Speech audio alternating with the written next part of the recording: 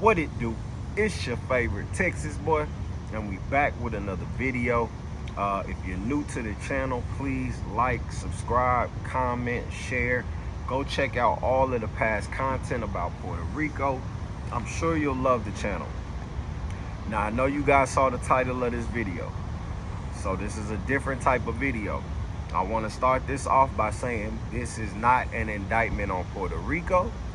This is not an indictment on the people of Puerto Rico. This is just a situation that happened to me. This was actually someone who was a tourist, this woman. And so, yeah, this is a situation where I was sexually assaulted, or she tried to sexually assault me in the midst of staying at a location. But I'm gonna kind of just get right into it. I know this is gonna be a little different, a little more, what's the word I'm looking for? I don't even know the word because it's a particular situation that I would assume happens a lot, but we never talk about it. It took me about some months to actually talk about this. This happened some months ago, so I'm gonna kind of get right into it. So some months back, I was going from one living space to another. I was ending my situation here at this living space, but I needed a space in between really fast due to the situation before I got to my next spot. So I ended up getting in contact with some people who can get me somewhere quick. First thing, I had never heard of what a hostel is. A hostel, for those who don't know, is a shared living space where people will come in and stay. A lot of travelers actually stay here. Outside of America, it's very, very popular, it comes to find out. They got hostels with bars and that look like 5-star hotels some places, and then you got hostels that don't look so great. In America, it's not a big thing. In the States, I had never heard of a hostel. Never been to one, never stayed in one. But due to this situation, I needed somewhere quick. And the person that I booked through, it didn't say hostel, it just said one bed. So I just assumed it was like a room with one bed, and I'm like, with nothing in it, right? Just a bed, no TV, no dressers, no nothing, just a bed, and I can get there and do that until my next spot. But I get there, but it's a shared space. This particular one was co-ed. And this also isn't an indictment on the hostels either, because this isn't a hostel problem. This wasn't their fault, or they did great for the time that I was there, so this isn't an indictment on them either, for people to be scared of them like that, because this is just an isolated situation. I'm sure this isn't happening a whole bunch at hostels. So I just don't want to set this negative precedent about Puerto Rican hostels and anything like that. But anyway, so I booked the hostel to stay, and I get all my stuff over there. So I'm there a few days, everything's going whatever. So everything's good. So then there's a situation with an individual, this young woman who was there, where I saw her. I would say maybe, I don't know if it was getting into it with somebody, or whatever it was. Maybe she was on the phone with whatever it was. It made me feel, okay, let me just kind of steer the other way. I'm gonna steer the other direction and kind of avoid the energy. I just wasn't feeling the energy, or whatever the case may be. So that's what I did. I'm normally a personable guy. But sometimes throughout life, I'm 38, I've realized some things I need to just kind of stay away from, and my instinct was correct. But anyway, so time goes on, whoop. A couple days, we in there, I'm ignoring her, I'm ignoring me. She's ignoring me, so I thought. We're gonna get to basically the night of the event, or actually there's like a pre-lead up to the night of the event. So this is over 2 nights. So when I was in there the first night, or not the first night, this first night of this 2-night event, the first night that things started happening. So I'm in there, I'm laying in the bed, sleep.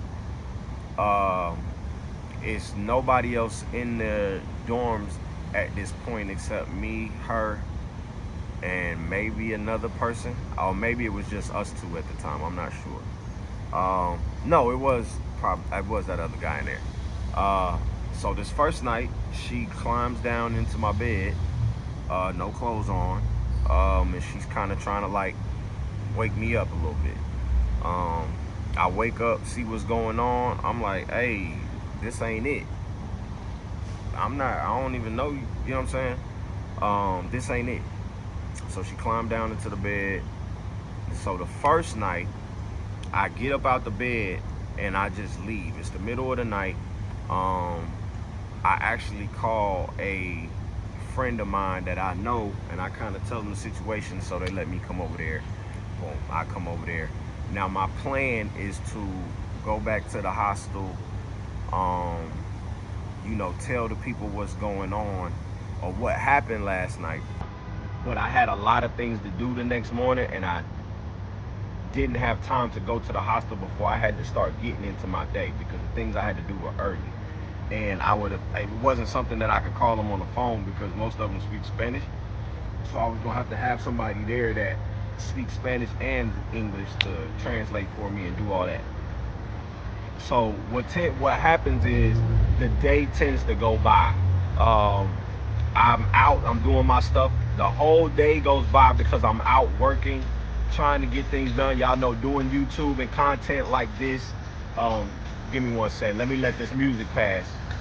Because sometimes when there's music going past, they'll make me mute it and you're gonna miss some of the stories. So I'm trying to let that go past so it don't.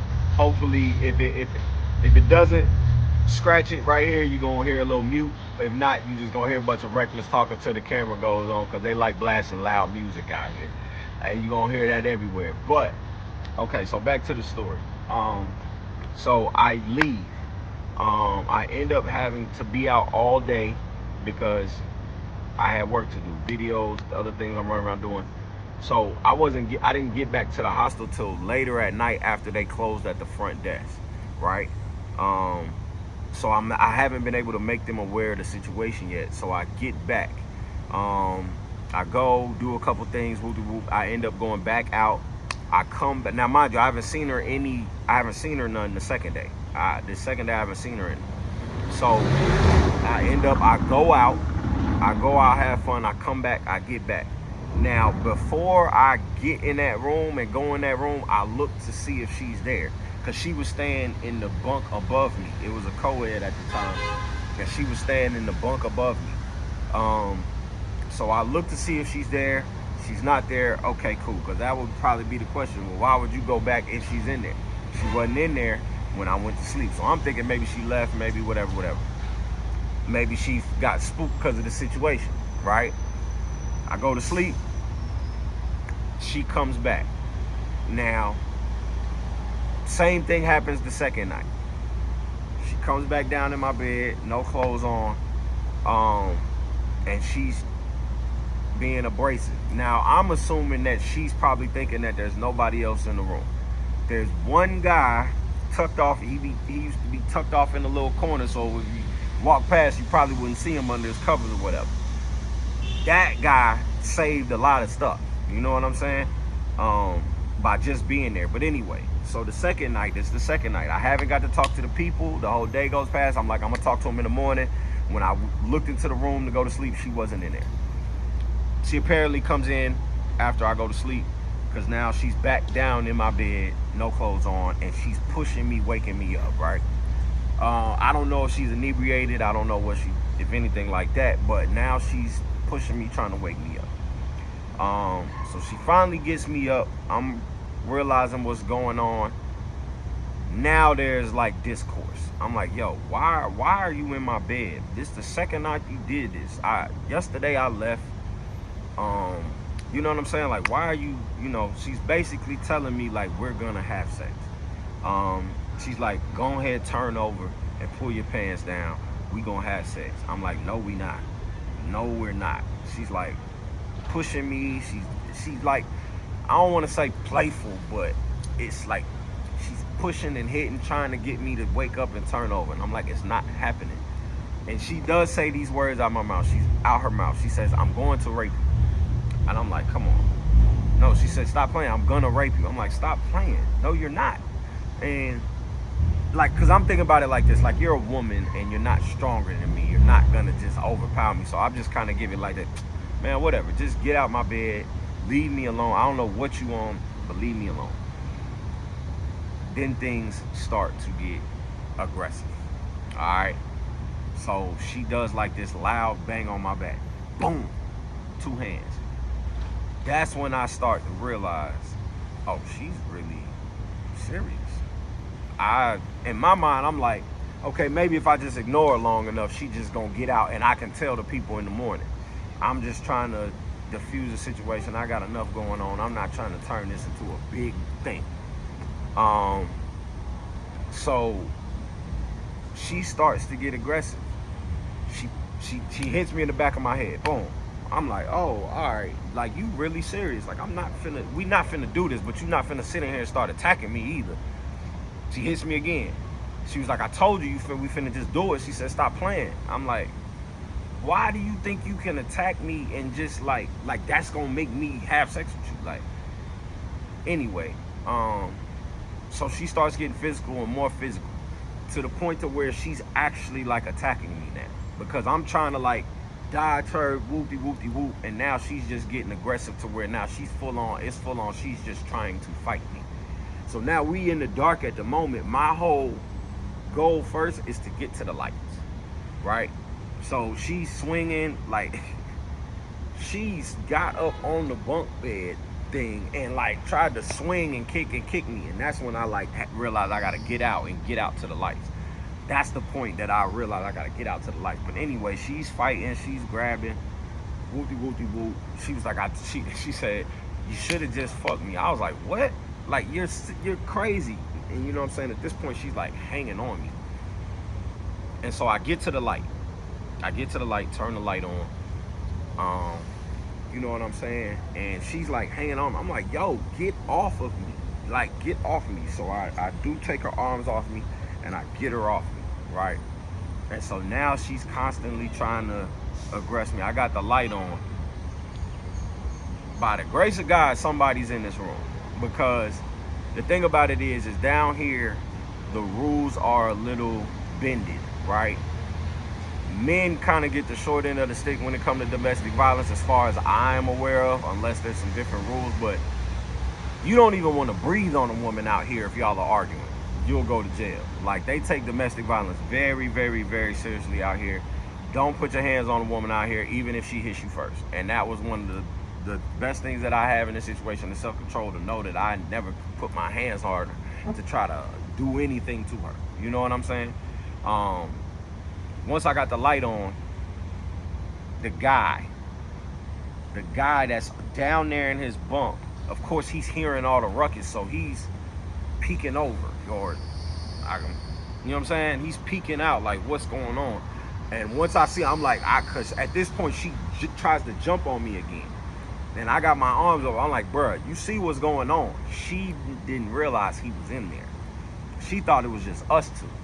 So I'm like, you see what's going on, bruh? You see this? He says the words. He was like, yeah, man, I see. And she like, you know, when somebody like realizes, you know what I'm saying? So that almost made it worse, because now she's trying to make it look like I'm doing something. So now she's attacking me more, because she's trying to make me respond. So now I guess she's on the cover. That's the only thing that I could think. Because it's like, now that you caught, why would you go even harder? My assumption, the only assumption I could have was now she has to try to get me to respond. I haven't responded yet, especially in a physical manner. So I assume that's why she started going harder. So I'm like, bruh, you know, now I'm like just blocking, whatever. You know what I'm saying? Eventually she kind of just, I don't want to say snaps out of it, but then she stops attacking me. You know what I'm saying? She puts her clothes on and then she just walks out the room. You know what I'm saying? And then, you know, of course she wasn't able to take me for my organs. But she was very aggressive. She did attack me. Um, I'm sure she's back in the States now somewhere, because I've held on to this story for months. I was a bit hesitant about telling this story, to be honest. First, I was hesitant about telling this story, but then I understand why others don't tell this story, because everybody's hesitant. You don't know how to process it. For me, for a while, I was like, did that really happen? I've never, I'm 38. In my 38 years of life, I have never had anyone that I know personally or a story that I can remember hearing about a girl trying to take a guy in a rape fashion. Um, I just haven't. I'm my first story that I've ever heard, and I do not believe I'm the first one. I don't believe I'm the first one. So yeah, just to know that I know men are hiding this. I know, and it also makes me, fully respect women's situation as well, like, because the way that I was able to like defend myself without touching her, or that's not the case when it's men versus women. So I have a full understanding and empathy for rape victims, or our victims. I don't know how YouTube does with that word, but I have a full empathy of understanding, because these are grown men that start attacking a woman when she simply says no.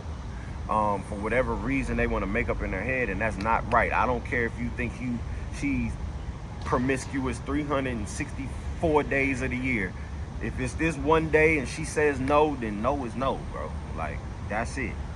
And it's very interesting to see how life goes when you're processing a situation like that. As I look back and reflect, I say, man, even though I thought I was okay, there was a couple weeks where I was just kind of off. I was just off. Now I've dealt with different traumas in my life, so I'm pretty good at bouncing back probably quicker. But that's not the same for everybody. Some people, it may take months or even years to bounce back. Some people don't bounce back at all. And I know that's a bad thing, that I know how to deal with trauma fast and just internalize it and keep going. But that's just kind of, who I've always been with life. But yeah, this is a situation where when I look back in retrospect, I said I was kind of off those weeks. I wasn't executing as well as I normally do.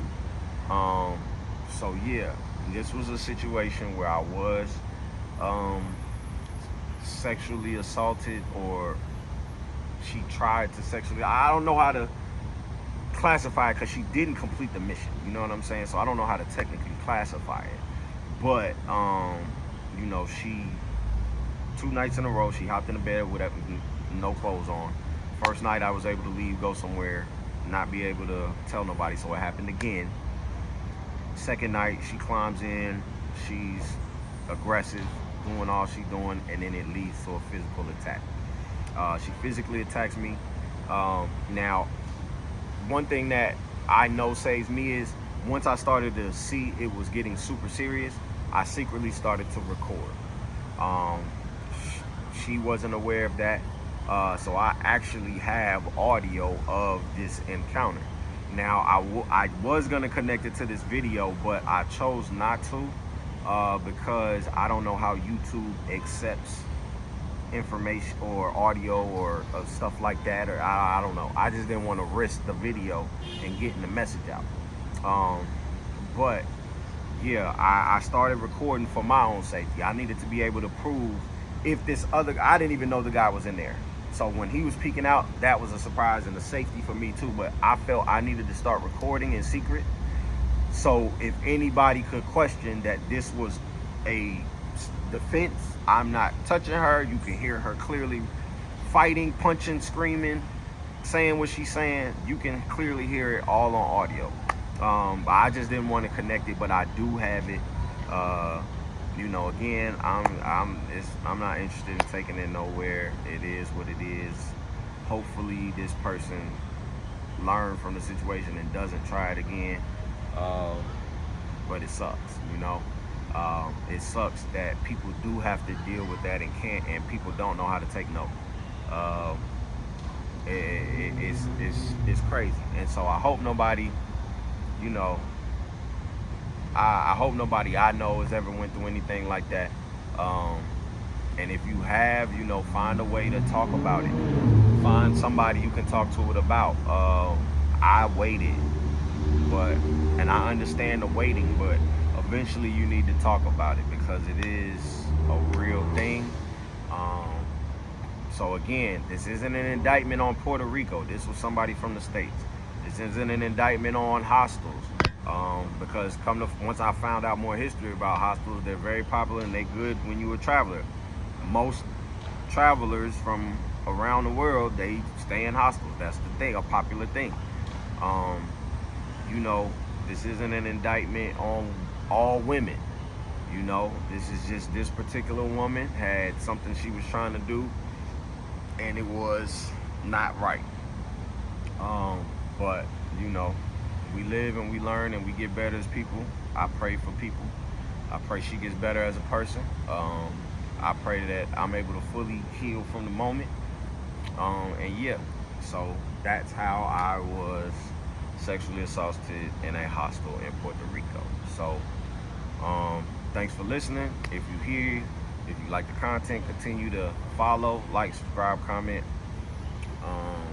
And yeah, I'm gonna keep talking about the good stuff of Puerto Rico. This is just a little heart tugger, I guess you could say. A little different from the content I give, but I'm giving everything out here. So it happened. I'll see y'all next video.